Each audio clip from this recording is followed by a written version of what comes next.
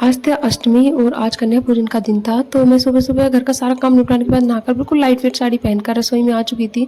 सबसे पहले मैंने आटा तैयार कर लिया था, क्योंकि मुझे उतारनी थी देवी मैया के भोग के लिए 8 पूरियाँ देसी घी में, जिसे कि हमारे यहाँ पर अठावड़ी बोला जाता है। तो सबसे पहले अठावड़ी उतारने के लिए मैंने देसी घी चढ़ा दिया था लोहे की कढ़ाई में, और फिर मैं इसमें पहले पूरियाँ उतार लूँगी, फिर बाद में इसी में मैं प्रसाद बना लूँगी।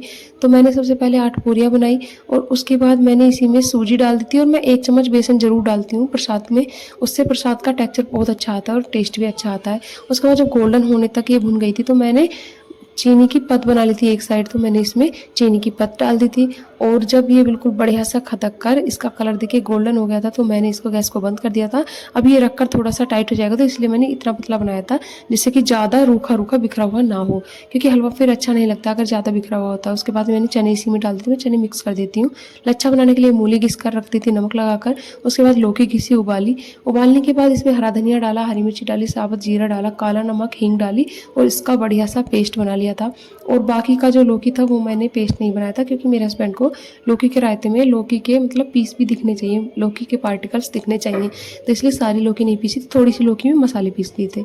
उसके बाद लस्सी बनाई थी दही की, उसमें डाल देते सारा सामान और मेथी का तड़का लगा दिया था। रायता भी बनकर तैयार था। उसके बाद मैंने आलू चने की सब्जी बना दी थी, और उसके बाद मैंने बनाई थी आलू और मेथी की सब्जी। तो यहाँ पर मेरी लगभग सब्जियाँ दोनों तैयार थी, और मैंने सब्जी बनाने के बाद में इसमें डाल दिया था ऊपर से हरा धनिया, जिससे कि टेस्ट बहुत ज़्यादा अच्छा आ जाएगा। और मेरी सब्जियाँ भी तैयार थी, रायता भी तैयार था, हलवा भी तैयार था, लच्छा भी तैयार था।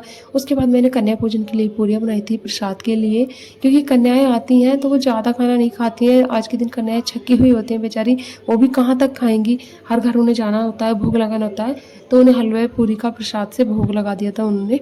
उसके बाद मैं सबके लिए पूरी बनाने लगी थी। सबसे पहले अपनी देवी मैया और कान्हा जी के लिए मैंने थाली लगा दी थी।